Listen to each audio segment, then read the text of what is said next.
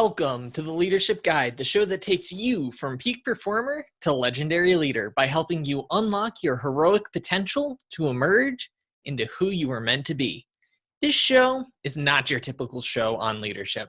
We have real, raw, unplanned, and unedited conversations with individuals from a wide variety of industries and expertise to get into the reality of what leadership actually looks like in the world, not just theories that you read about in books.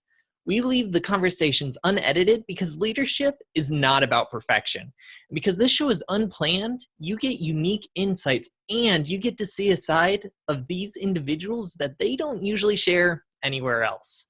On today's episode, we have a conversation with Joe Scola, founder of Wise Ape Teas, and discuss the creative process in tea design, adaptogens, what they are, and the science behind them.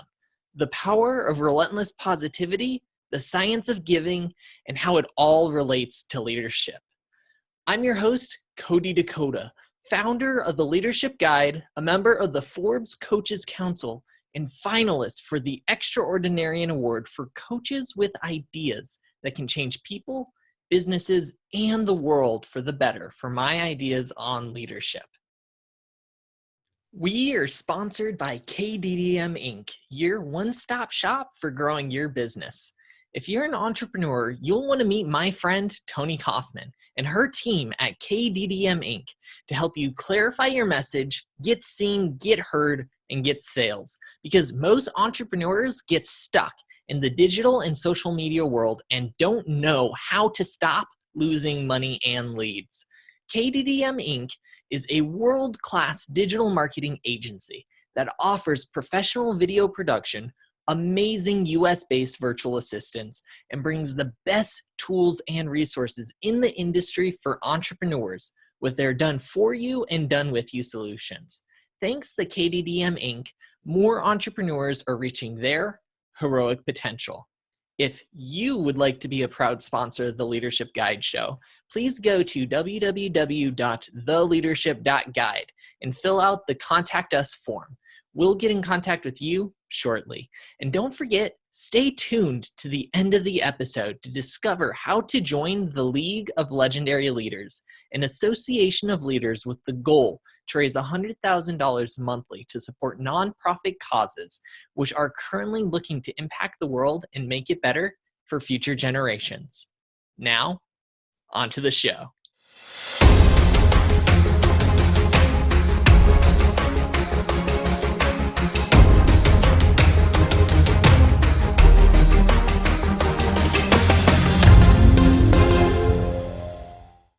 Hey, Joe, how's it going today?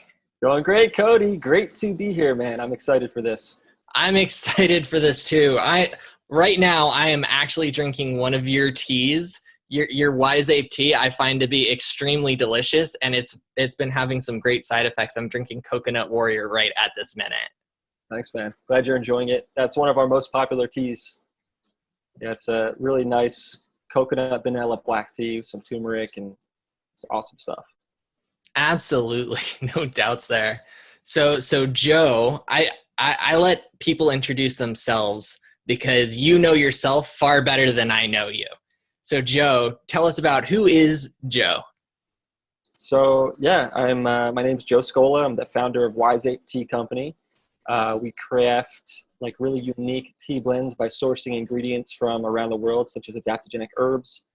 So it's kind of an East meets West tea company where we blend these herbs in unique fashion towards wellness teas. We've partnered each tea with a different nonprofit charity to give back as we grow, which is something really important, near and dear to my heart. It really exists at the core of the business, and we can get into that why later. But yeah, man, I've been on this health and wellness journey really for my whole life, but like anything, ebbs and flows. But I was kind of thrust back into this world, which became the catalyst for Wise Ape, and because of family illness. And I found myself in this journey now, connecting with amazing entrepreneurs like yourself and wellness entrepreneurs. And it's just such a cool community of people. And I'm having a blast, man. trying to live life to the fullest. Absolutely. Yeah, no, it seems like just my experience talking with people, having my own journey within this, that we kind of get pulled into these just amazing journeys that we kind of don't foresee. They kind of just come out of the blue. But when we go full steam down them, just the most amazing things happen that you never would have expected happen. You know what I mean? 100%. Yeah, 100%. And often we find ourselves in positions where you never could have imagined yourself doing what you're doing or being where you're at. You know, if you would have spoken to yourself 5 years ago and told yourself, hey, 5 years, this is where you're going to wind up. It's pretty mind-boggling, man. Yeah, no doubt. I know, at least for me, if you would have told me 5 years ago that I was going to be a speaker on stages and business coach, and leadership coach, like I would have been like, I'm going to be on stage. Yeah, right. I don't like speaking, period. Right? Like why would I get in front of a crowd? And yeah, no, it just completely blindsides you, just how it happens. Was there a catalyst for you on that journey? Like, was there a specific thing or moment that kind of pushed you into that direction? Yeah, definitely. So within this, basically, when I first started to go into the corporate world, my plan was to go into accounting, which is like the complete opposite of what I'm doing now. And within doing the accounting work, I found very quickly I like the theory of doing the accounting. I didn't like the actual practice of it.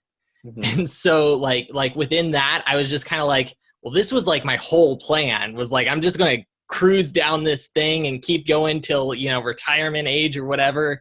And like this plan is not going to work for me at all anymore. And so like, I didn't know what was going to happen. And then I was hanging out at a Panera Bread, and like a guy approached me. He was an entrepreneur and just started a conversation with me. And since that time, he's become one of my best friends. And that meeting, just like at a random Panera Bread, completely changed everything. I was introduced to personal development, which was something that like mistakenly I thought like only people who didn't have hope or who were really, really depressed, I thought that was the type of people who went towards personal development. And I was so wrong. I was so wrong. And when I fell in love with personal development, I just had to figure out, how do I do more of this? How do I get myself into this world and actually make something happen with it? That was the catalyst for me. Now I'm curious, what was the catalyst for you? How did you go from whatever you were doing before into making teas? Yeah, it was a fast and abrupt catalyst for sure, and one of the most challenging times in my life. Previously, I had been in the tech industry. I had a video technology startup that we were fortunate enough to raise some funding from angels, and we were part of this awesome accelerator in North Jersey, close to New York. And it was a really cool concept. It was kind of like, kind of a sexy concept, and we were getting some buzz, and it was just a neat time. And I was learning a whole lot then about entrepreneurship and, sharpening my skills in that arena. And unfortunately, 3 years into that venture, my father was diagnosed with GBM brain cancer, which is one of the most fast-moving brain cancers there is. It's a really tough one. And at that point, I made the decision to kind of give all that stuff up and move back home to take care of him. And I guess the irony of it all is my dad and I had always shared conversations and love for like health and wellness. Like he was the first one. He started sending me like Joseph Mercola articles back in like the early 2000s, like via email, all this crazy stuff. So that situation, coming back home to take care of him, really drove me to look for alternative treatments or complementary, practices to help his health, to help his wellness, anything to just kind of give him a better quality of life while he was enduring the illness, and for my own stress as well. So I started researching teas and herbs, along with tons of other things, and started using them for him, for myself. And that's kind of when the spirit of Wise Ape was really born. And I ran the idea past him actually, and he loved it. He gave me his blessing, and unfortunately, he passed 14 months after the illness.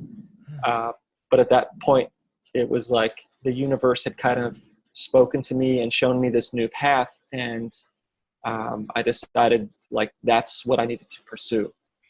And the first thing we did was we created a partnership with the National Brain Tumor Society, which was the foundation that we were donating to while he was sick. And it was a really, really neat thing to see come together, because not only is this whole business really in honor of my dad in many ways, but that first partnership we locked down with our Chocolate Hustle tea blend, like 10% is going back to this amazing organization helping other people fight the same illness that he was afflicted with. So it's kind of a bittersweet tale, but I'm I feel really blessed and fortunate that I was able to spend so many beautiful moments with him before he passed, and we shared lots of laughter, and we shared these awesome memories together. And as tough as it was, it led me to push into something amazing. So here we are. Definitely. I've got like 3 questions in my mind about all of this. The first one that I want to ask is during that time, what was the best lesson that you learned from him during those last 14 months that you treasure to this day and that you think is going to like continue to take you to the end? Just his relentless ability to be positive, like relentless, never quitting, never giving up, always staying positive. Didn't matter what the doctors were saying, didn't matter what was happening to his body, just constantly mentally positive. And that's something that he always preached, but to see him, and that's something he always lived by example as well, but to see him in such trying circumstances, just pushing through, never quitting, never stopping, it was a beautiful thing to see. And ultimately we're all human. We're not invincible creatures, but he lived by it. He lived by it. So it was beautiful. Yeah. As you're saying that, I'm getting chills in my body. Like I don't get chills too often, but when you see somebody going through the toughest of situations and yet somehow still able to look at the world and see the beauty in it, to see the positivity in it, regardless of all the nonsense that's going on, that's amazing. And I fully believe, I don't know if you would agree with me, but I fully believe that it was probably that attitude, that outlook on life that let him continue on for, you said 14 months.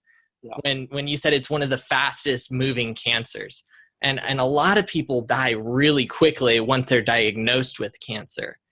Just like from my life, my grandfather got cancer. I want to say it was a lung cancer. He was a heavy smoker. And with that, during the first couple months of it, his condition got really terrible really quickly. He looked like he aged like 30 plus years over a couple months. It was that bad. And then my aunt, my wonderful aunt, basically told him, stop giving up, right? Like, you need to fight. You are not dead yet. Go live your life until it is over. And he started to do that, and he beat his cancer after that. And he's still alive today. Like, it's that's like, I want to say like, what would it be now? Maybe even 10 years later, he's still alive. When he was given less than a year to live. In 10 years, he's still alive. And it was that attitude change, right? He looked like he aged like 30 years in a matter of months, and he's completely reduced that. He actually looks better now than before he was diagnosed with cancer. And so I truly believe that attitude, that mental belief, right, to stay positive, truly allows people to live far longer than maybe they should have. You know what I mean? Absolutely. Yeah, that's a beautiful story, man. And I'm glad to hear that he's still thriving today. Yeah, the mind is so much more powerful than we know. I just feel like we're just at the tip of the iceberg and learning how to really truly tap into the power of the mind, and what type of control does it have over our physiological beings, whether it's consciously or subconsciously, and how can we tap into that? It's really interesting stuff. Absolutely. Now, the second question I had for you while you were going through all of that, you mentioned that you were in this startup, things were moving forward, it was looking good, right? And then to go from that to completely getting away from that. Like, I know that the catalyst is your dad and wanting to take care of him, and that Yeah. makes perfect sense.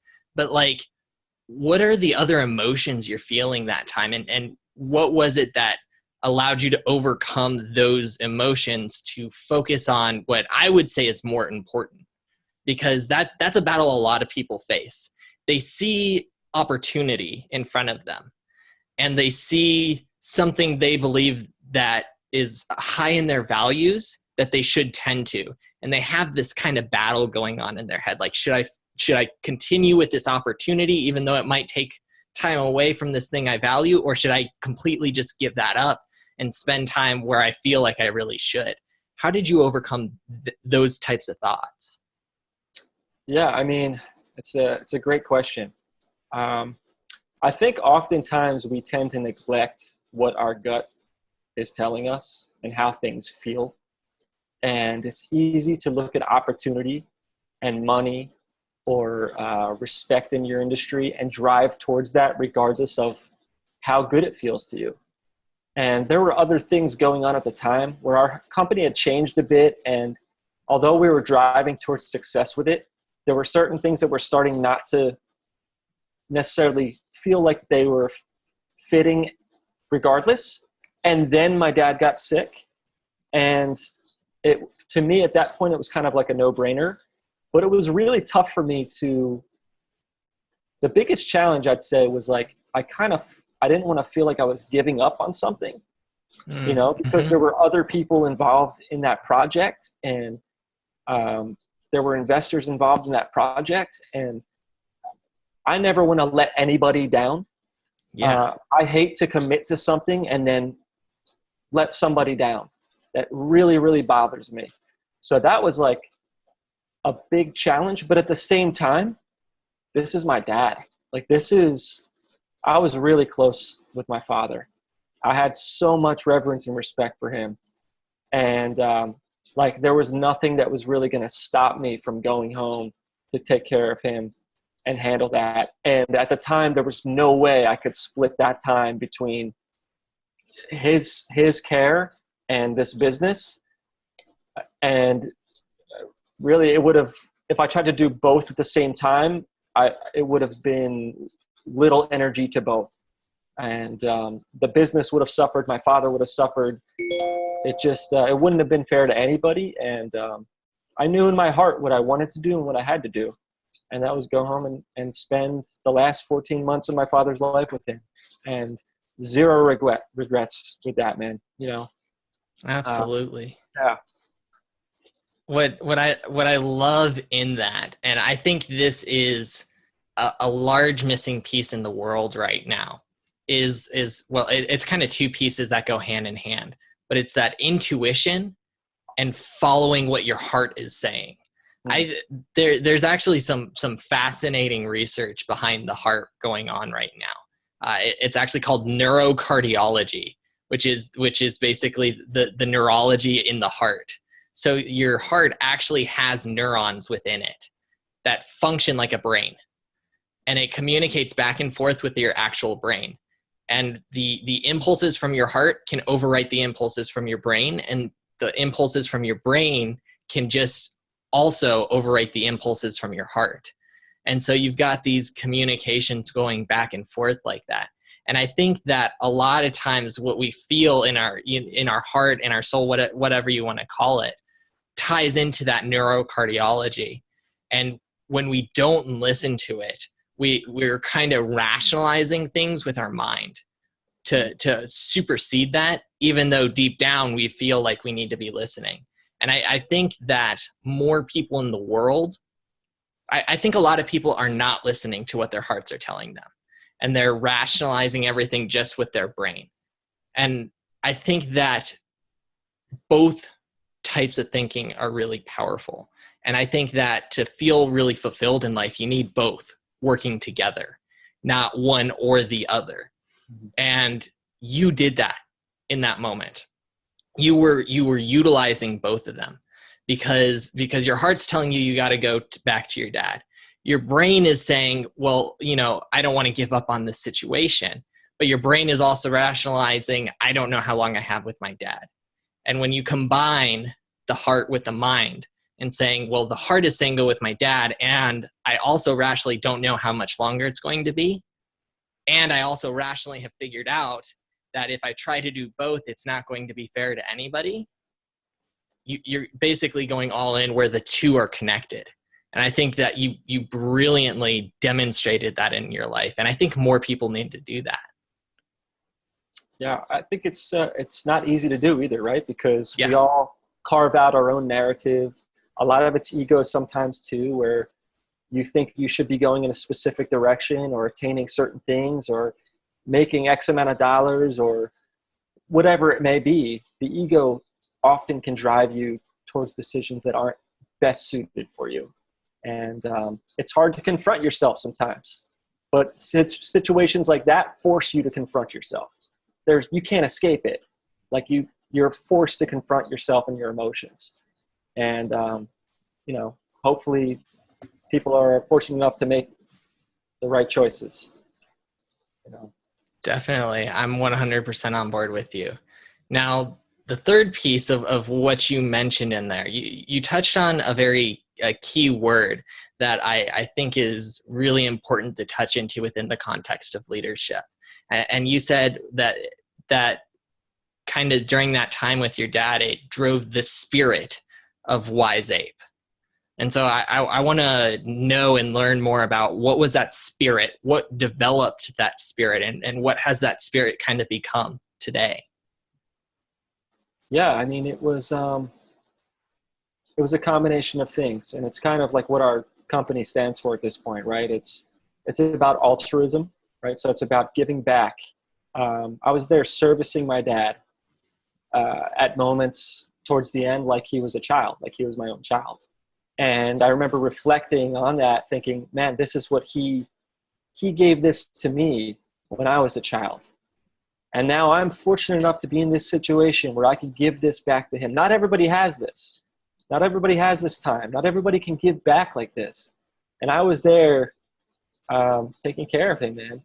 And as tough as it was, man, it was so spiritually rewarding to be able to do that for him. And that's like the infusion of our core of Wise Ape. Like, how can we give back? How can we build this monster of a tea company that promotes health and wellness and gives in other ways, but at the same time kind of give back to some of these other missions? And so it was all of that wrapped into one. It was the health, the wellness, the evolution, right? Like constantly, how can you continue to push through your own boundaries to become a better version of yourself today than you were yesterday? And how can we help other people do that through education or inspiration? And how can we inspire others to give back? How can we inspire others to become altruistic in their lifestyles? And it was like this tornado of goodness that just kind of came into me at that time, that just kind of came together. The pieces just kind of came together, and I was doing a lot of self-reflection.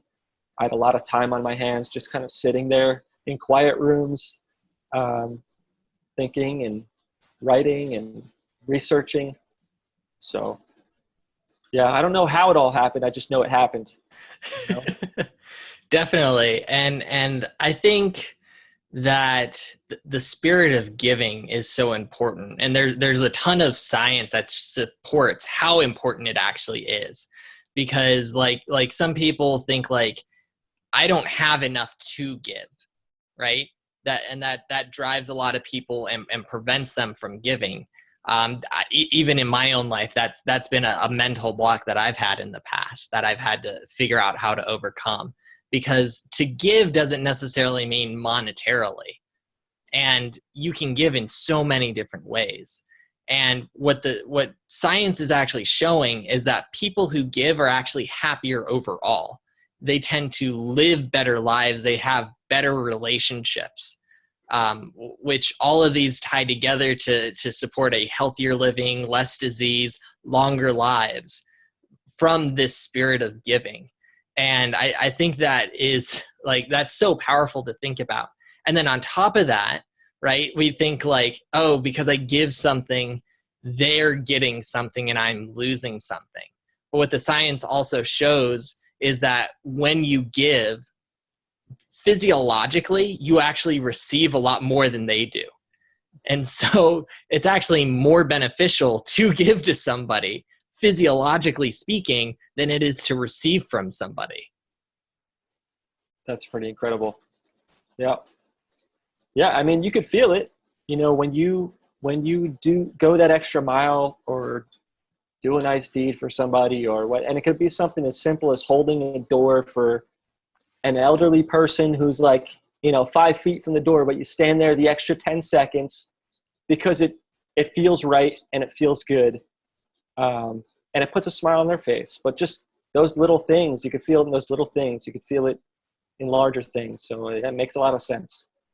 Absolutely. Even just smiling at people, right? Like that alone, that's something I always come back to. Like I have heard stories of people who were so depressed, they were going to kill themselves that day. And the thing that prevented them from killing themselves was someone looked at them, smiled, and said, hey, like that's all they did. It didn't even develop into a full conversation. It was just recognition that they were alive that day, that they were an actual human being that was right there next to someone else. And that action alone prevented them from killing themselves. That's so powerful. Yeah. You know what I mean? Yeah. We need more of that, man. We need, you know, this world is sometimes a scary place. You know, often I look at it and I wonder if people are just kind of underloved and over-medicated. And those little smiles, those little bits of communication, you know, people want to feel like they're part of something. People want to feel alive. They want to feel part of community. They want to be understood. You know, they want to be appreciated. And sometimes just a simple smile does that. So that's incredible. Yeah. Definitely. And you brought up something really interesting with the whole, you said underappreciated and over-medicated. I think that a lot of, and I'm not saying that there's no good medication in the world. I think there's medication that exists that's good for people. 100%. On the other end, I think that people are way being over-medicated. It's kind of like, oh, you have a problem, let's give you something for that. And it's like, what we're missing is we're not asking the question, what is actually wrong with this person? Yeah. We're just looking at the symptoms and just saying, okay, here, take this. That should help, right?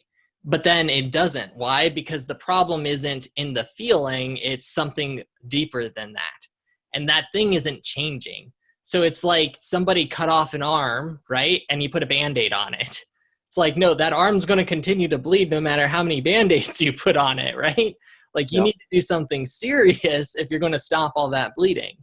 But yet, like so often that's what we're doing in life. Yeah, no, it's so true. I mean, we're reactive to a lot of these illnesses, right? Where we're trying to, once they occur, we're trying to then blanket them with medications. And like you said, there's always a time and place for some of these medicines. But yeah, it's about getting to the root cause and what's happening where there's this many shootings, what's happening where there's, you know, this many acts of violence. Like what's at the root of that? People are unhappy, you know, people don't feel love. They don't feel community. They don't, you know, they're distressed. So yeah, man, it's a great point. Absolutely. So now diving into the tea company, your tea is extremely unique. I like through like I've tried a bunch of different types of teas, but I don't think that I've seen any tea company out there that's doing the kind of stuff you're doing. So I want to hear more about what is it you're doing and how did you come to the idea that this is how you should go about designing tea. I think that's kind of the best way I can use my words right now. Well, thank you first and foremost. I appreciate the compliment. There's tons of great tea companies out there, but I think a lot of it came from just that time with my dad researching a lot of these like interesting adaptogens and herbs, and then using them in tea form, but realizing there were really no products out there that were taking some of these cool herbs I was finding and putting them together in synergistic ways. And that's kind of where the idea came from. Yeah, and I'd love for you to dive into that. What are adaptogenics? And because I've done very little research around all of this, but it seems like there's a lot of differing opinions. And how did you kind of to get to adaptogenics in general? So, and adaptogens are a class of herbs, right, that essentially allow the body to better regulate stress. That's like the principal function of like an adaptogen. Although many of these adaptogens or herbs also carry secondary properties. So like some, might help you fall asleep easier. Some might help support cognitive function. So like any herbs, there's different compounds and they all can support different biological functions. But as a class, adaptogens will help you better regulate stress. In terms of how I discovered them, dude, I don't remember exactly when or where. I just remember doing tons of research during that time, and these herbs started popping up. I know a lot of people now, like mushrooms are trending. So a lot of people are being introduced to adaptogens through the mushroom world. But back then, I'm pretty sure some of the first ones I found were like bacopa, because I was also playing around with nootropics. And being an entrepreneur, I was always fascinated by things that could help support the brain naturally. So that was our first blend, the Chocolate Hustle blend. I was looking to design something for myself to better support my entrepreneurial pursuits and health and wellness, which is why we went with some of the herbs that we did. So bacopa, tulsi, ashwagandha, and then the yerba mate is the base. I was drinking some yerba mate then as well. So just started playing around and combining some of these things together, and it tasted pretty good. I've always been pretty good with like formulating flavor profiles. By no means am I like a professional chef, but just like putting flavors together, it's always been fun for me. I've always had a good time doing it. So once I started playing with these herbs and learning about their potential wellness effects, then I would sit there and single out each herb individually and taste them individually and say, hey, these three actually work really well together. Oh, by the way, the effects kind of work synergistic together. Hey, we might have something here. This is kind of cool. And that was kind of like the start of it. And each of our teas, we typically start with like a function in mind or some physiological, something we want to support in the body, wellness driven. So the first blend was like brain support, cognitive function, concentration, focus, a little bit of energy from the caffeine in the yerba mate. And then we moved on to Orange Dreamsicle and Coconut Warrior, which were our next two blends. And at the time, I had the Aura Ring, which is like a fantastic device to help track your Definitely. And like I was really surprised that although I thought I was sleeping amazing, my deep sleep levels were not all that impressive. As I hear a lot of people with the Aura Ring struggle to get their deep sleep levels up. So I started playing around with like some of these sleep herbs to, for my own, to try and improve my own sleep. And that's kind of how Orange Dreamsicle was born. So yeah, we typically start with like that wellness function in mind, and then from there we do our research on the herbs, and then from there really start playing with, once we like isolate our select herbs or ingredients, we start trying to play with like flavor combinations and stuff like that. Absolutely. And I think that's such a fascinating process to go about designing anything, right? It's about going to the end first, right? What is it we want to accomplish with this? This is, I would call this the one thing mentality from the One Thing book, which is a great book. I've actually got it right here in front of me. I've got a bookcase literally right in front of me. And it's, so this is the One Thing book. And that's part of their mentality is you go to the end first. You think about, okay, what is the end result we actually want to achieve? And then you work backwards from there. Okay, if this is what we want to achieve, how do we actually get there? Right? And so your end goal for the first one was brain functioning, right? How do I get my brain to perform at a higher level? And how can I accomplish this with tea, which is just a great area within the wellness world to dive into, because there's a lot of opportunity right there.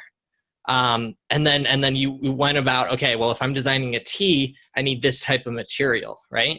So looking at these different materials that exist in the world, what's actually going to create what we're looking for, and how can they be synergistically used, right?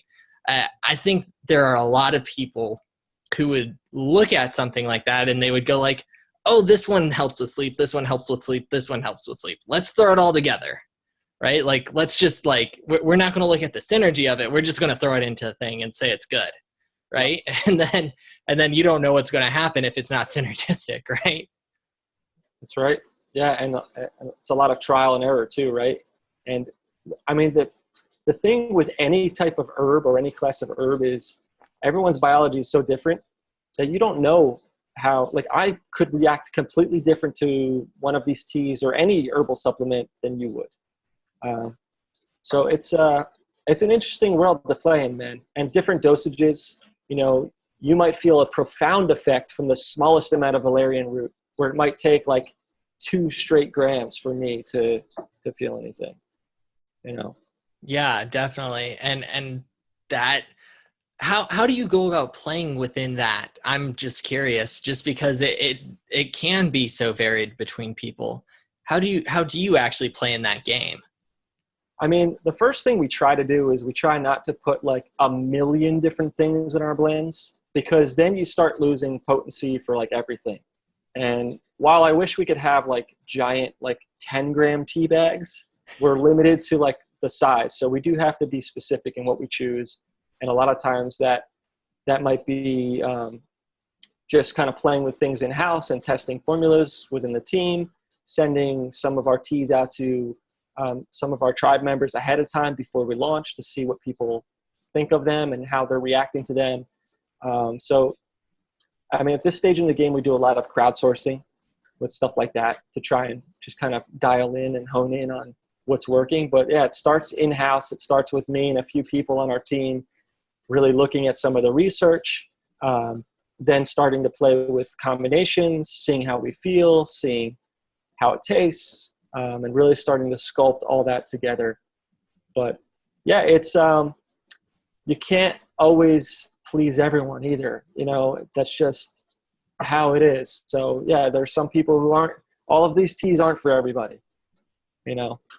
But I think if you build something that you're passionate about, that you and your team are passionate about, that makes it much easier, you know. Absolutely. And there were so many powerful concepts hidden in there.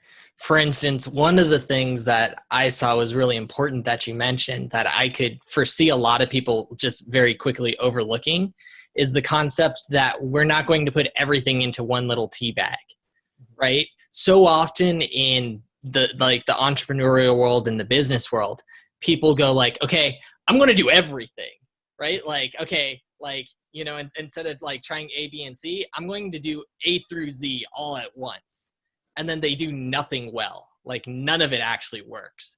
And instead, when they should focus on just a couple proven strategies, or just a couple avenues that are good places to start or that they can do well themselves, right? When you try and do everything, you become ineffective at everything. Yep. And that's such an important lesson. And I could so easily see people missing that within the concept of a tea bag, because that's not what you're thinking about when you're not creating tea, right? You're thinking like, oh, okay, that makes sense, just a couple of things. But how often do people try to do literally everything at once, and then they fail at everything, and then they wonder why nothing's working? Yeah, absolutely. And it's funny because it kind of relates to entrepreneurship a bit too. Like if you're trying to, and listen, some people are better at multitasking than others, but there's some research that's been shown where if you're multitasking too much, you're obviously, your productivity is actually going to drop. And it's kind of the same thing, right? Because if you're trying to do too many things at once in your day, you're going to pay for it. You know, each of those tasks are going to suffer for it. So yeah, it's just that principle can apply to many things. Absolutely. Yeah. And tagging off of that, I would actually make the argument that even though technically speaking, some people are better at multitasking than other people, there's two challenges with that. One, usually the people who think they're better at multitasking are actually way worse at multitasking than the people who don't think they're good at multitasking. So there's this wrong perception that a lot of people seem to hold, right? Like, I'm great at multitasking, but they're actually really, really bad at it. The other thing is that within that, I think that no matter if you're better at it or worse at it, you're actually reducing your productivity, period. And it comes back to this idea of, and I'm forgetting the technical name of it, but basically what happens is every time you switch a task, there's a period of time where your brain has to readjust from thinking about this to thinking about this. And there's that time period happens every single time you switch tasks, no matter what happens. And the most, the classic example of this is someone's reading in a book, right? They get halfway through a paragraph and someone asks them a question. They look up to answer that question, to start talking about it. They look back at the book and they're like, where the heck was I? Right? So they have to restart the whole paragraph over. That's basically what happened, was that because you shifted your focus and shifted back, in that time, you've actually put yourself further backward than if you would have had like the door closed so they couldn't ask you the question and just powered through the paper. And then once you were done with it, when you opened the door, they had that question and you could more effectively answer them. 100%. Yeah. A lot of it's momentum, right? When you're working on a task, you're almost like warming up. You're almost like getting into your flow state for a specific task sometimes. And if you're jumping around or taking a call or doing, you're not going to get to that peak performance level. Yeah. Absolutely. And flow state, that's a whole fascinating industry. I know before we started recording, I briefly mentioned Jamie Wheel and Stephen Kotler, who've got a lot of research behind flow states and flow consciousness. And some of what they say is that there are some people that believe that the flow consciousness is actually like the purpose of life. Like they're so bold as to say that, like, that is actually what we're seeking out. This form of consciousness where we're so enveloped in what we're doing right now, and like time disappears. It feels better. We're more excited to be within this, like all these things, this moment of time, no matter what you call it, in different things, they call it different things. Like apparently in basketball, they call it being unconscious, which is a very strange way of putting it. And then, or like if you're a runner, which I used to do a lot of running, and you would call it runner's high. I loved that feeling. That feeling is so wonderful in my mind. And there's a lot of other names. Just the technical term of it's flow. Some people say like that is the source of life. Like that is what we're all seeking out. And I'm not 100% convinced that's like the one thing we're all seeking out, but I think it's actually really important to do well. And the thing is, when you're shifting around, it's actually impossible to get into that flow consciousness, because part of what flow is being so enveloped in it that everything else kind of disappears. It like literally what happens is a part of your conscious mind shuts down, and you're basically mostly working out of your subconscious, which they've compared it to this, which I think is absolutely fascinating. Your conscious mind is like trying to do extremely sophisticated math problems on a Post-it note, while your subconscious mind is like a NASA supercomputer. Like that is the operating power behind the two. And so when you go into those flow states, you're diving into the subconscious, that NASA supercomputer. But when you're purposefully shifting back and forth between things, you're forcing yourself into that conscious mind. And so it's like trying to do all of it on a sticky note, which I don't know if you've ever tried to write a bunch of stuff on a sticky note, but it doesn't usually end up very well. Every day. Yeah. Yeah. But I mean, that's, and that state, I don't know, do you practice meditation at all? Is that something that is part of your daily regimen, or? A little, kinda. I don't necessarily do like your Middle Eastern type of meditations. I work with a system called HeartMath, which is we talked about neurocardiology earlier. It kind of dives into the neurocardiology and aligning those different systems to be in sync. And so it's very, very similar to meditation, just not exactly the same thing. So do you find yourself achieving those flow state highs while you're practicing the HeartMath meditation? Absolutely, definitely. And I know in meditation too, that a lot of meditation, that's actually basically the whole goal of what you're trying to get into with that meditation, is that flow-like consciousness. Yeah. Yeah. I really try and make that a big part of my daily regimen in the mornings. It tends to set me up for success. Even if there's plenty of challenges presenting themselves that day, I see myself kind of reacting to them much more efficiently and much more calm. And it's a great way to just kind of create clarity in the morning. Do you do your HeartMath in the morning? Yeah, well, and I like to do it all throughout the day too. That's part of what I like about the HeartMath system with a lot of meditation practices, and not all meditation practices, but a lot of them. The way they're designed is you kind of have to cut yourself off and seclude yourself very much.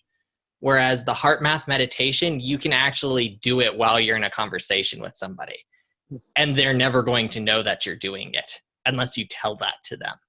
And so like, I think that's a really powerful tool to have, where you achieve something similar to doing a meditation, but you can do it at any moment. Because like, I don't know about you, but I've had those conversations with people where like, they're really getting on your nerves, and like, they're hitting every single button purposefully, right? And that's a hard conversation to be in, but to be able to call on a meditative like presence really helps that situation go through smoothly, where most people would do, all sorts of different things, from anywhere from yelling to just storming out of the room to, like people with some anger management problems may end up just punching the other person. Absolutely. Yeah, it allows you to get ahead of your emotions, right? So you kind of see where your brain wants to go before it goes there, and you're kind of able to like subdue that. And yeah, are you secretly heart mathing right now, Cody? I may or may not be secretly heart mathing right now, and you will never know. Oh my gosh. But like meditation is a super powerful thing in general. There's also some amazing research behind meditation. Basically meditation has been compared and I'm forgetting what the technical names of the medications are, but meditation has been shown to be just as effective as some of the most powerful depression medicine in the world. So like doing that to start your day is basically the equivalent of taking medication without taking medication. Plus, on top of that, one of the things they've shown is that doing 15 minutes of meditation in a day helps you fall asleep 15 minutes faster, which, like, if you think about it, it seems like a perfectly even trade-off. And you're like, well, that doesn't make much of a difference until you look at the sleep that actually happens after you do meditation. Because on top of getting to sleep 15 minutes faster, you actually fall into more deeper levels of sleep, which is really important, which you talked about aura earlier. How important is deep sleep? Yeah, it's everything. Sleep is everything. Yeah, it's the master controller of your biological functions. It cleans out the plaques from your brain at night. You know, it's, can help prevent illnesses and disease or promote them if you're not getting the right type of rest and sleep. Yeah. Absolutely. Yeah. And that's actually I think that's part of a lot of the challenges that's going on in the world right now. Actually, they've also shown that sleep affects your weight too. And so not getting enough sleep can help you become overweight. Right. So one of the, right. Exactly. Yep. Yeah. Yep. And so wake up craving carbs and sugars and feeling hungry. Yeah. Absolutely, man. And so, like, there are so many benefits to sleep that so many people are missing in the world right now, especially in the United States, because we've got this like super hustle mentality, which was basically started from the industrial era. And I think it's causing a lot of the issues that we're going through right now. Yeah. And hey, there's nothing wrong with hustling, but you got to know like how to find that balance. Right? Absolutely. Yeah. Exactly. Sheesh. Hustle. Do you know who Christopher Lochhead is? The name rings a bell, but I can't say that. Okay. He's got a podcast. His podcast used to be called Legends and Losers. It's now called Follow Your Different, which both are very brilliant names. Personally, I like Legends and Losers a little bit better as a name, but I understand why he made the transition to Follow Your Different, because that's more along the lines of what his brand represents. One of the things he always talks about, which I think is absolutely hilarious, he calls it hustle porn, right? Basically, you've got these hustle porn stars in the world who are like promoting this like super hustle mentality, and it's damaging a lot of people because of that. And you can probably name a few of them who promote that. And what he says is like if you don't know you need to hustle in the entrepreneurial world, like, why are you getting into the entrepreneurial world? Like, that should just be a given. Like, if you're not going to hustle, don't try and do it, because it's just not going to work for you.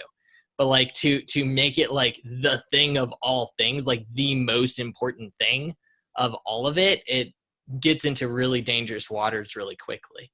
And I don't think that a lot of people kind of highlight what the dangers of what I would call over hustling is. Right. Yeah. Same as like overtraining, same as overtraining the gym. And a lot of that content's great. And I think it could be a great motivator. It could be inspirational. Oh, yeah. But yeah, you need to know how to turn the hustle off when you need to turn the hustle off, because it could be a detrimental to your productivity the next 2 days if you're hustling too hard, whatever that might be, on day one. So finding that balance and like understanding that this is most likely a marathon, it's not a sprint. And you also want to find enjoyment in life.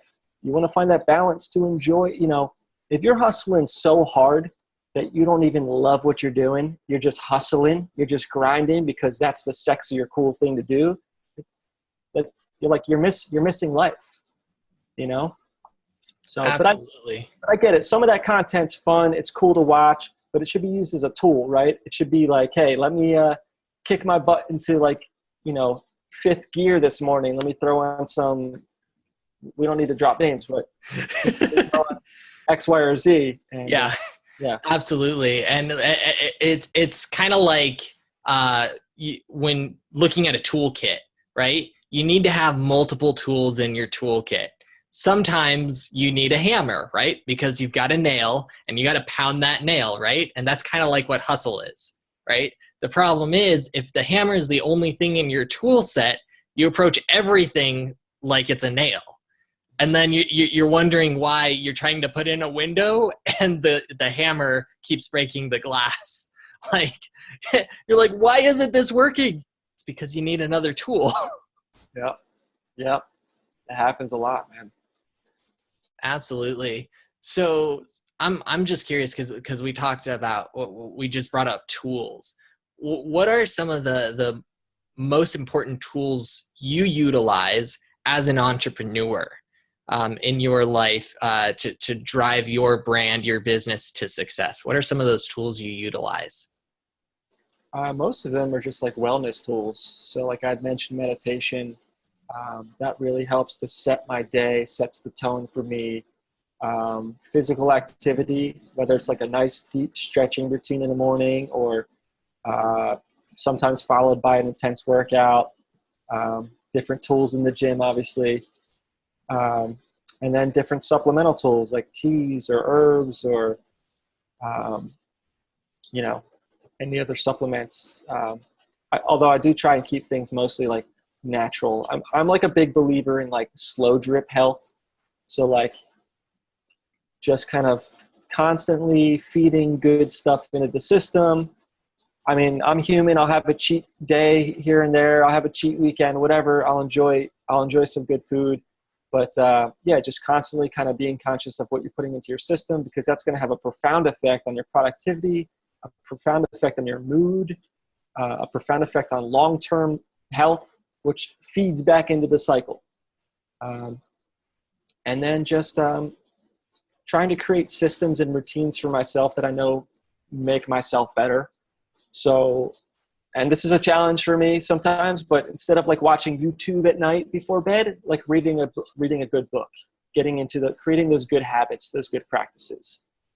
But every once in a while, I might throw on Kill Tony because I want to laugh, or I might throw, but really setting up those systems for success that I know, like, hey, this is going to create the healthiest version of me today and tomorrow and beyond. And just understanding what those things are. And I'm still learning. I'm still learning all the time, and I meet interesting people like yourself who drop knowledge on me, and I'm like, I should check out that book, or I should look into that research, or I should try the heart math out, or whatever it may be. I think it's good to experiment and kind of find what works for you. And kind of, if it's working for you, move forward with it. Play with it. How far can you go with that? How far can you take the heart math? Yeah. So I hope that answered your question in terms of tools, specific tools. Yeah. Definitely. And what's I think is great, and yet so many people probably will overlook, sadly, is that everything you just mentioned, they're not hard things to do, right? And they're things you hear pretty often, right? But so often people are looking for the sexy thing or like the newest thing, right? When like you just have to go back to what's tried and proven, right? Yeah. Like you don't have to do the sexiest things to become someone who's super sexy. And I'm not talking like physically, like that can be too, right? I'm not saying that, doing workouts isn't going to turn you into someone sexy, but like you can look at some of the most successful people in the world and they're not physically sexy, but what they're doing in the world is super sexy. You know what I mean? And it's not like they did all the super sexy things, the newest things every single day to get there. What they did to get there were usually the super simple things, and they just did it over and over and over again. And that's such an important key that so many people are missing.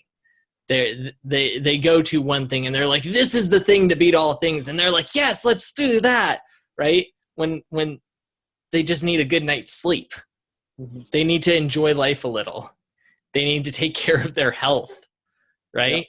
Yeah. And that's what actually ends up allowing them to thrive, discovering who they are and what works for them. Right? Because one of the things we've mentioned a couple different times in different ways is not everything works perfectly for everyone. Mm-hmm. And so just taking the time to actually say, does this actually work for me? Right? So many people find that super sexy thing and they're like, oh, it's going to work for me. And they just keep doing it and keep doing it and keep doing it. And they don't ask, is it actually working? Right. And then if they stopped and asked that question, is it actually doing something for me? They discover, oh, wait a second, it's not actually serving me in any sort of way. And like I'll be the first one to raise my hand and say, I was that person, right? Especially when I first got into the entrepreneurial world. I'm like, oh, there's this great thing over here. Oh, there's this great thing over here. And I'm going to get this and I'm going to get that, right? And I spent a lot of money doing that. I'm talking tens of thousands of dollars. It was ridiculous. Not how you should approach an entrepreneurial beginning of your journey. But I did that, and I have luckily grown to learn, like, most of that stuff I didn't need. Most of that stuff hasn't helped in my success. Some of what has helped in my success, I didn't necessarily need at that time, and it would have been far more beneficial to get it at a different time. And like if I would have really just stopped and say, like, do I need this right now? I would have come to the conclusion of, no, I don't need this right now. It's not really going to serve me.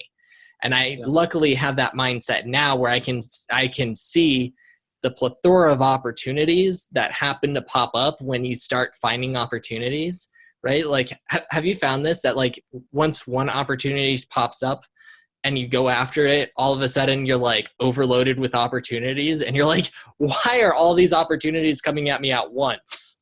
Sure. And you have to learn how to say no, you know, because I don't know for you, but for me as an entrepreneur and like deeply, like, I identify as a creative.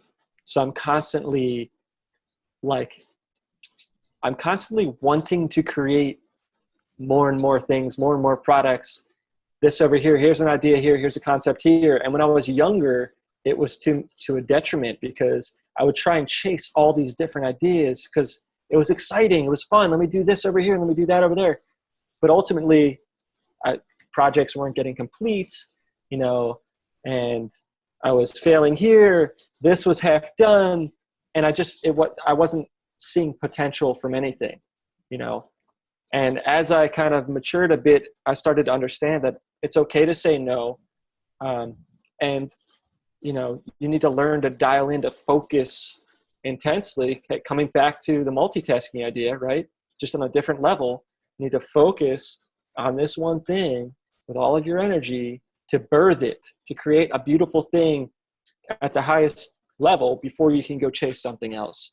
And for myself personally, I found myself doing that when I was young, and now I've like kind of learned, you know, but those thoughts are still there. You know, I still have a million ideas and write stuff down, but I just, you know, I'll bank them for a rainy day, you know.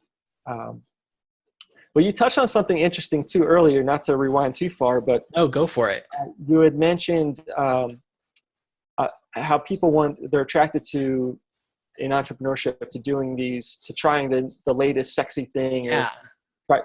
The other thing people tend not to do is like give things a chance sometimes. So the thing that might seem the most unsexy, whether it's meditating or reading for 15 minutes before bed every night or an hour in the morning every morning, like, you need to do that consistently to create that compound effect that leads to those greater results down the road. And it's not always the most fun. There you go. It's a great book. The Compound Effect by Darren Hardy. I've got that. Yeah. Also, here's another one, The Slight Edge, right? Okay. This is Jeff Olson. They're basically the same concept in both of these books. There's another one. I haven't gotten an opportunity to read it. I've heard supposedly it's the best when it comes to this concept, but it's Atomic Habits. It's a newer one. I haven't gotten the opportunity to read it, but I've heard from people that I highly trust that it's one of the best within this concept. But continue.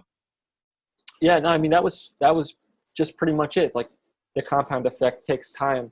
You know, it's building off of consistency.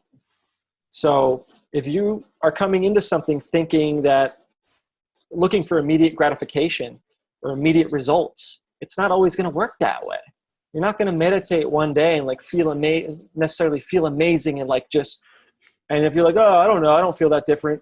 Like you got to give it a chance. You know, you have to take time and be consistent with things to know what the results are. And then the other thing you touched on was, this doesn't serve me right now. And that's okay too, because something that might have served you 3 years ago might not serve you now. And it's okay to learn and grow and evolve and take on things that serve you now and serve your goals now, because your goals might change, your lifestyle might change, and your priorities change. Absolutely. And on top of that, I would say you change as a person, right? It's that I want to say it's the Chinese or Japanese proverb. I think it's Chinese. I could be wrong. If I'm wrong, I'm sorry. But I'm human. I make mistakes too. But it's the concept that you never go through the same river twice, because each time you go through the river has changed and you have changed. It's beautiful. Definitely. Yeah. And so many people need to recognize that, right? Like in both respects, right? They see like, oh, I could use this like 5 years down the line.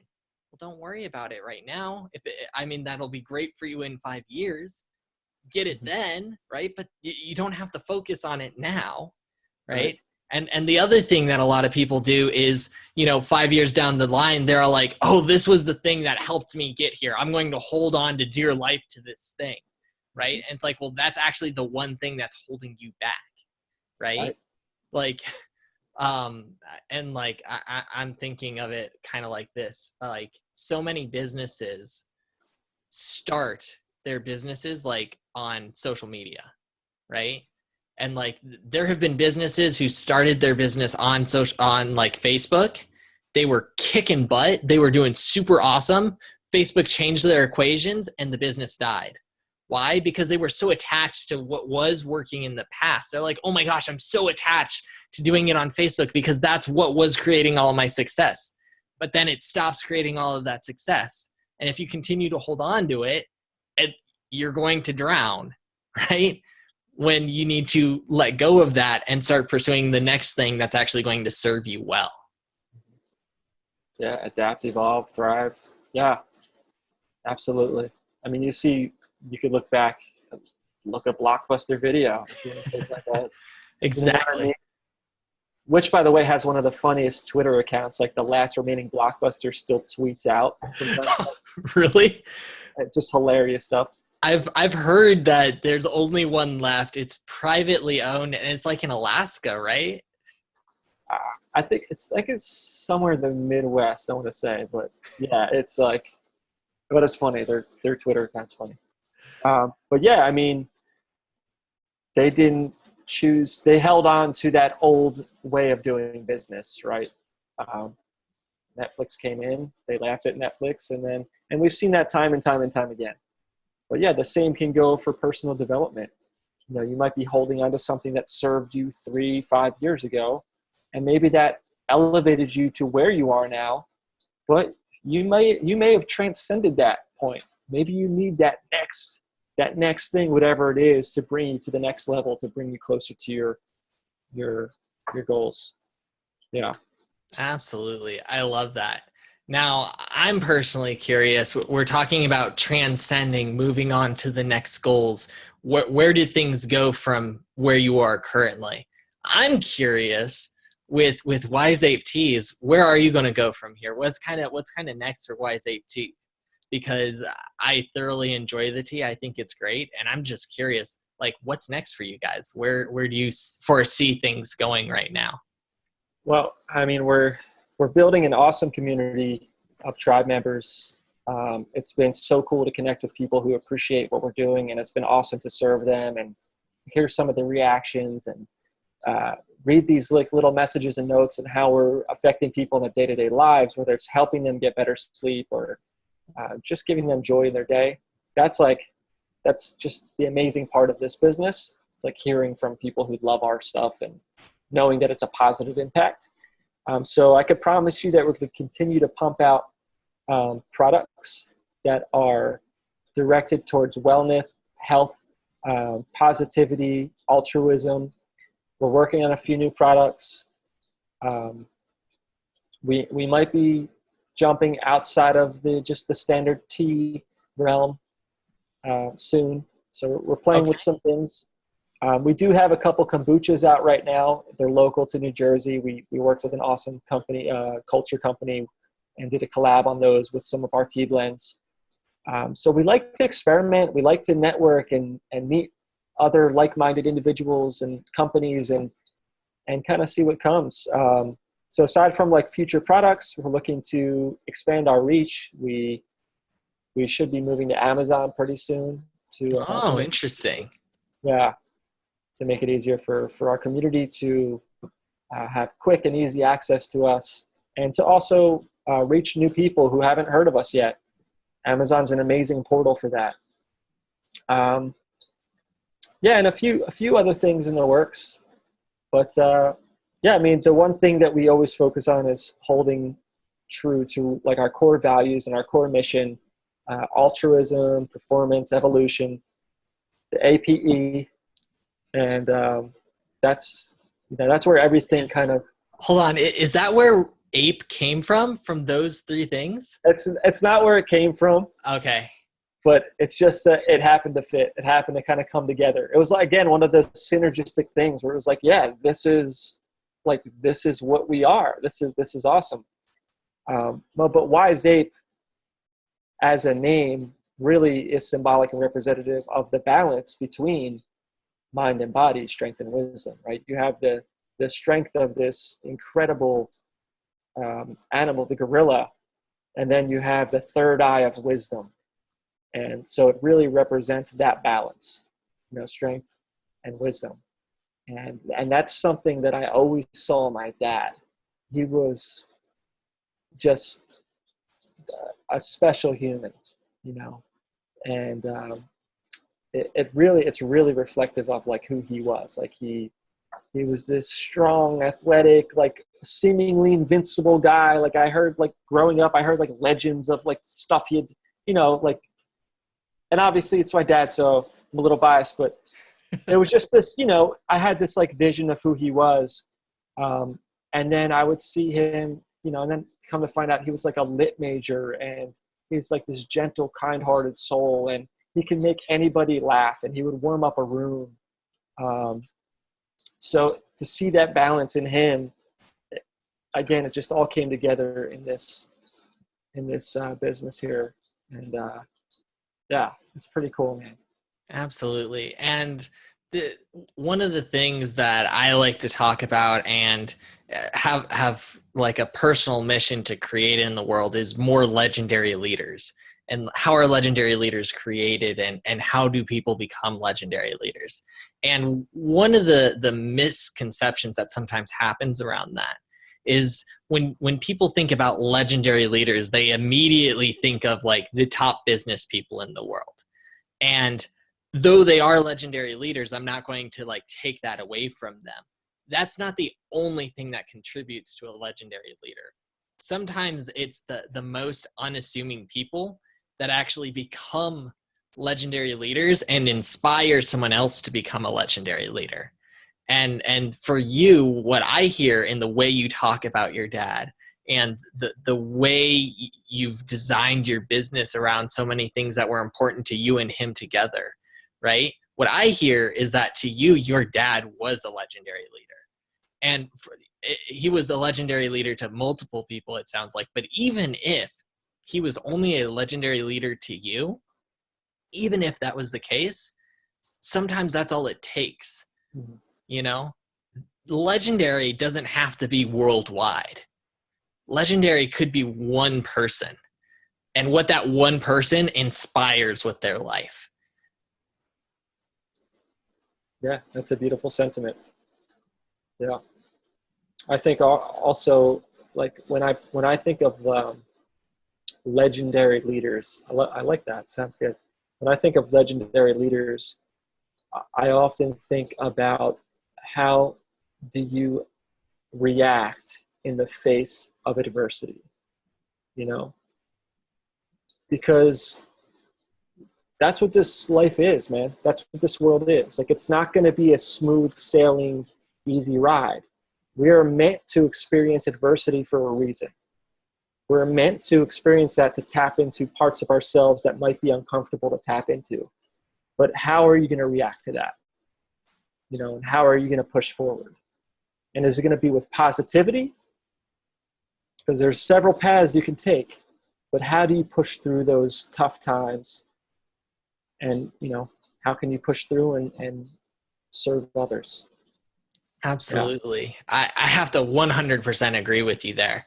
I think it is the adversity that allows people to become all they have the potential to be.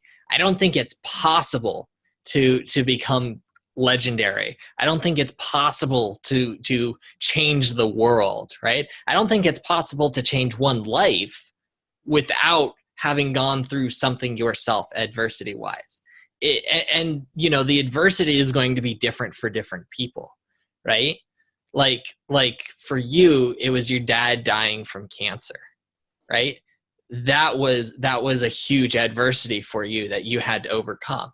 He probably had something else that was his adversity, unless by some crazy coincidence his dad died from cancer too, which would be like crazy coincidence if that's what it was. But from the way you're laughing, I'm sure that's not what happened.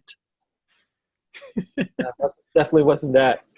No. But yeah, you're right. Everybody faces their own adversity. Yeah, it's I think it's a beautiful thing, man. And I think people need to realize and start to recognize that, like, you're going to be tested. Like, you're going to be tested. It's going to happen. And it's going to be in different ways. But again, like, who do you want to be? If you're looking from the outside in, who do you want to be reacting to that situation? How do you want to handle it? How do you wish you would handle it? And a lot of the things we talked about earlier, some of these practices or tools in your toolkit might hopefully allow you to react to some of those situations, better than if you didn't have those tools in your toolkit. Absolutely. 100% with that. And this ties into something that I think is really important. Like we were talking about flow earlier, right? Being something that's important to kind of get to that, like that purpose in your life. Something that I think is also really important is legacy, right? What is that legacy you want to leave behind, right? During some of my toughest moments in my life, one of the things that I fell back on, and I continue to fall back on during trying times, right, is what is the legacy I want to leave behind? When I die, right, what do I want people to say about me, right? What do I want my future kids to say about me, right? Do I want them to look up and say like, oh, that's my dad. You know, he was trying to do some cool stuff in the world, didn't succeed.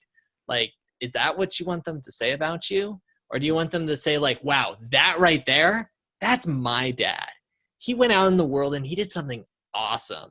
I'm so proud that he's my dad, right? That's the legacy I want. Mm-hmm. You know, I want people to look at me and say, wow, you know, what he did in the life, that inspired me to do something amazing. Yep. His presence in my life allowed me to achieve that heroic potential. You know, that's the legacy I want to leave behind. Yeah, I have to agree. Like, serving some type of inspiration for others, right? Some type of positive inspiration for others. Whatever that might inspire them to do or become, or whatever trait that might inspire them to pick up, or book might inspire them to read. But that type of inspiration towards positivity, I think, is so important. Yeah, I have to agree with you there. Yeah. Yeah. Joe, just because I'm curious, what is the legacy you want to leave behind? We really just kind of tapped into it, man. So I currently, I have a wife. My mom's still living, so we have this like tight knit family, which is beautiful. I've got some amazing cousins and this awesome community that I'm constantly expanding. So, yeah, for me, it's just continuing to create positivity and inspiring others to do the same, man. Inspiring others to change for the better, inspiring others to elevate themselves and become a better version of themselves than they were yesterday. And that's all I could ask for. If I can help somebody become a better version tomorrow than they were yesterday, I am so happy. So happy. That's beautiful, man. I love it. I'm 100% on board with you for that. And you're doing it, right? That's the other important thing that I think people need to tap into is once they see that legacy, they need to go and do something about it, right? It's one thing to be like, oh, I would like for people to see me in this way, right? It's a whole different thing to actually get in the trenches and actually get people to see you in that way. Yeah. Yeah, and it's and nobody's perfect, man. You and me, we're both like constantly trying to get better at these things, and we'll have our downfalls and we'll learn our lessons, and then we look up to other people who inspire us, and but it's a beautiful thing being part of this community where we have access and we're exposed to that. But it's a never-ending cycle, man. It's the quest for knowledge, the quest to keep learning, to keep getting better. Absolutely. So Joe, within everything we've talked about so far, is there anything that we haven't talked about yet that you're like, we got to talk about this? I'm totally feeling it. Let's talk about it. Is there anything that's going through your mind like that right now? Man, we covered a lot, Cody. This has been a blast, a fun conversation. I'm trying to think off the top. I definitely want to give a shout out to some of our nonprofit partners, if that's cool. Yeah, that'd be great because you're doing your tea is supporting some really amazing causes. I'd love to hear what those different organizations are and what it is they're doing, because I've from what I've researched into, they're doing some really powerful things. So I would love for you to do that. Yeah. Well, as I mentioned earlier, the National Brain Tumor Society, obviously they focus on brain tumor research, brain cancer research, an amazing organization. The Michael J. Fox Foundation for Parkinson's Research, one of the foremost organizations in the world contributing to Parkinson's research studies. The cool thing with them too is 100% of everything they take in goes right back to research. The Warrior Angels Foundation, 2 veteran brothers who found this organization to help troops with PTSD and TBI. The Marr brothers, amazing individuals who suffered with these things themselves after returning from serving overseas. And with the help of Dr. Mark Gordon, they started coming into more naturalistic means to reduce brain inflammation and eliminate TBI and rebalance hormone health. So that's the Warrior Angels Foundation, awesome organization. The One Mind organization for brain health, helping to fight the stigma of mental illness and all types of brain health disorders. So this is the Staglin family. Really cool story here too, because their son was afflicted with schizophrenia in his early 20s. And they created this organization, One Mind, to help propel the research forward for people suffering with schizophrenia and other brain health issues. And the son is now the president of the organization. He's made like a full rebound to the point where he's like running the ship over there with his parents, which is just an awesomely cool story. Yeah. And then more recently, we partnered with the MAPS organization, which is the Multidisciplinary Association of Psychedelic Studies. So one of the foremost leaders in propelling studies and health and wellness studies with some of these psychedelic compounds, whether it's to battle depression or PTSD, along with several other ailments. They're really one of the organizations at the helm to push that research forward, and they've been a huge voice in the community to really press forward on like some of the medicinal legalization processes and stuff like that. So yeah, we're so excited and so proud to be working with all of these amazing organizations and supporting them however we can, and it's a blast. Definitely. So I've got one question around that actually that just came to my mind. How do you go about choosing these different organizations to support? Because the driving force is you want to contribute back into the world. So how do you actually go about like saying like, these are the ones we're actually going to choose? Yeah, I mean, so far everything's started internally, so the first one, the National Brain Tumor Society, that one's obvious, right? My dad suffered from GBM brain cancer. Then the next one was the Michael J. Fox Foundation for Parkinson's, which coincidentally, my dad's best friend growing up, my Uncle Paul, had been afflicted with Parkinson's. And they were like inseparable, these two. Like two jokesters when they got together. And my Uncle Paul passed the year after my dad. And it just was like another sign. It was like, okay, like it just clicked. And I was like, man, this is another community we want to give back to. So it's just like kind of sometimes the stars like align, but a lot of them start internally. One Mind, one of my best friends growing up and several other people in my life have struggled with brain health issues. So that's another, just something connected to me. And I feel like we could all, like, if you look at your life, you could probably find things that you care about more passionately because they've affected you personally. And everybody has these things. Everybody knows somebody that's gone through a struggle that they've deeply cared about. So so far it started with that.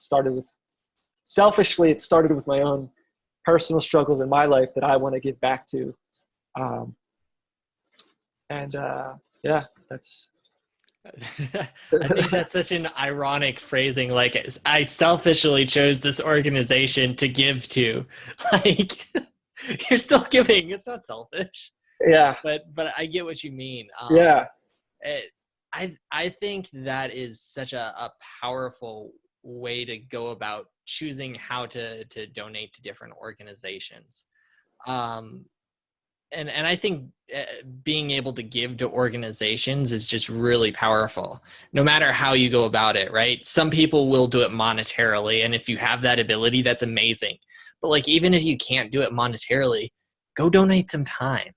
Yeah. Go, maybe donate some services, right? If you're an entrepreneur and you have some services and you see they could use some help somewhere, go donate some services. Like, however you're able to contribute to that is so powerful.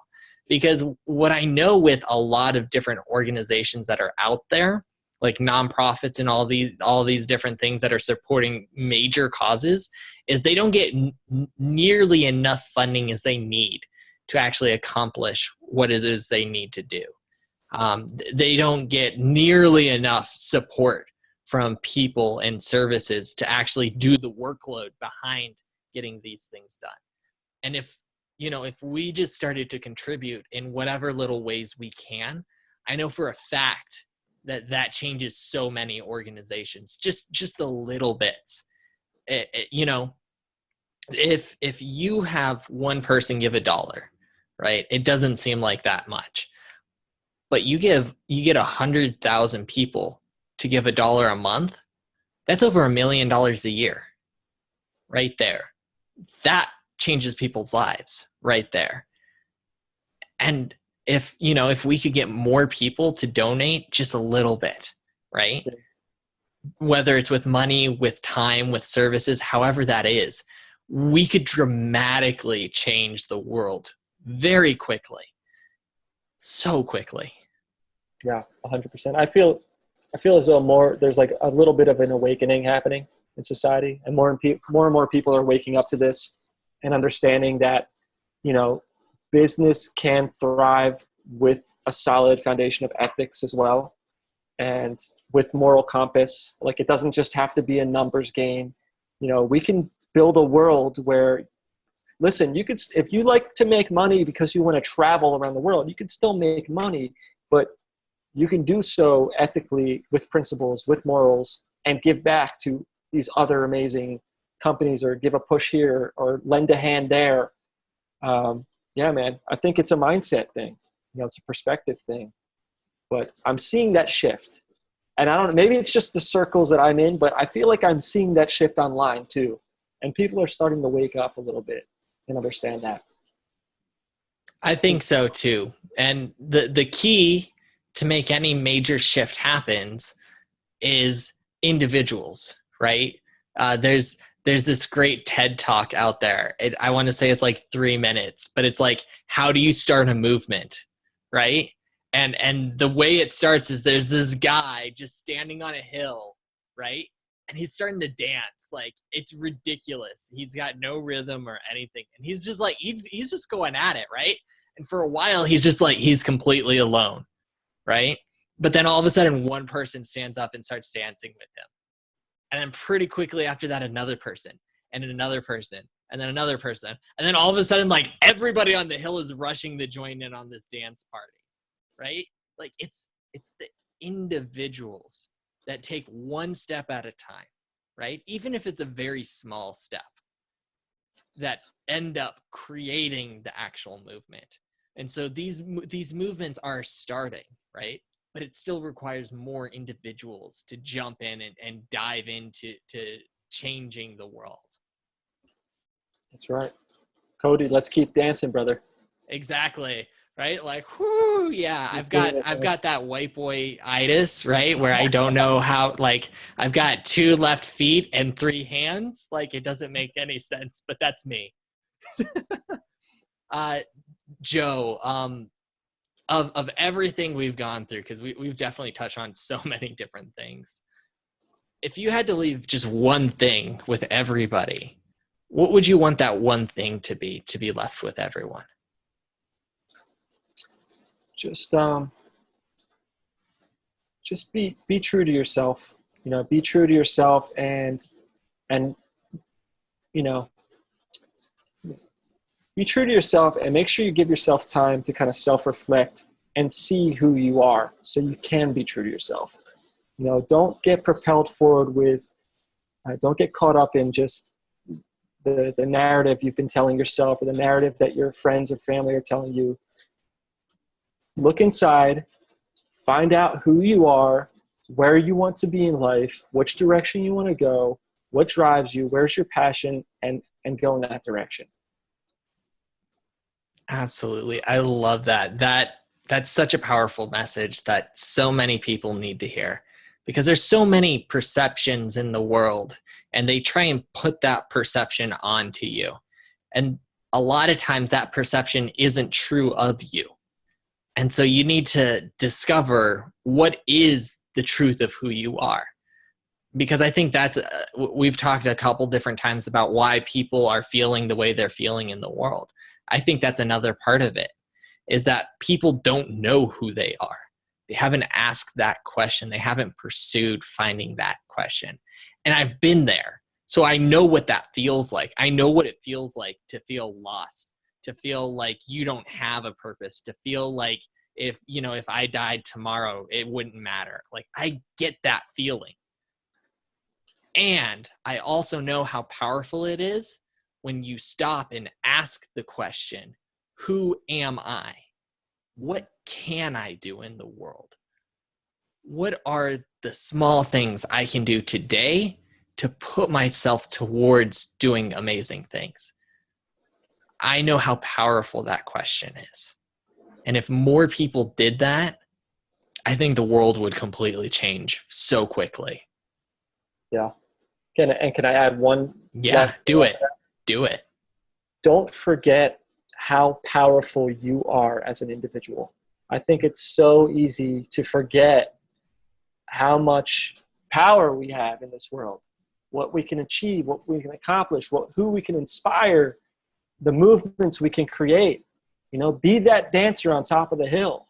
But remember that power, that's within us all. It doesn't matter where you are now in your life. You could change that tomorrow. And I think that's it's so easy to forget. I'm guilty of it too. It's so easy to forget. But you constantly remind yourself of your potential. And I think that's super important. Absolutely. I'm 100% on board with you. One of the things we talked about earlier is, if a smile can prevent someone from killing themselves, imagine how much more you can do with what talents you do have available to you right now. If all it takes is a smile to change someone's life completely, how much more can you actually accomplish with doing just a little bit more than that? Yeah. That's just as simple as a smile. Amen to that. Love So, it. Joe, thank you so much. It's been absolutely awesome conversation. I'm definitely going to continue to enjoy me some Wise Ape Tea. I haven't even finished all of this because the conversation's been so great. But I can tell you, I'm going to have another one later tonight. I'm going to have the orange dreamsicle before going to bed because that has been working for me really, really well. Awesome. Cody, I appreciate you, man. Thank you for having me on, having me be a part of this. It was a beautiful conversation. Had a great time. Awesome. Thank you. Now, Joe wanted me to let you guys know about something really special. Wise Ape Teas just released a brand new flavor of their amazing tea called Lemon Vibration, a lemon lavender herbal tea blend designed for mood enhancement. You are definitely going to want to get this tea. Also, Joe mentioned during the episode that a part of the profits from each flavor of tea goes to help support a nonprofit, and they are starting to allow the Wise Ape community to vote for which nonprofits they would most like to see supported through their purchase of tea. To get your tea and support some great nonprofits, go over to www.wiseapetea.com/vibes to get your mood to the right vibration. Thanks for listening to this episode of the Leadership Guide. Please make sure to go onto your favorite player of choice and there rate the show, then subscribe so that you don't miss any future episodes. Then, if you truly want to be a legendary leader, share this episode with someone that you know will be impacted, because legendary leaders fuel not only themselves, but others as well to their heroic potential. If you want to unlock your heroic potential faster, then you will want to join the League of Legendary Leaders, an association of leaders who are dedicated to unlocking their heroic potential, unlocking the heroic potential of others, and where legendary leaders are born. The League of Legendary Leaders also has a goal to raise $100,000 monthly to support nonprofits that are actively undertaking causes to impact the future in areas including homelessness, neurodiversity, character strength, positive psychological research, and more. Seize the call now. Go to www.theleadership.guide and click Get Free Guidance Now to propel you on your journey to legendary leadership. I'm your host, Cody Dakota, and I'm honored to have spent this time with you today. My final message for you, and listen closely. It's time. Wake up your heroic potential. Let go of your fears and anxieties, and let's discover what is possible on your journey to become a legendary leader. Emerge and become who you are meant to be.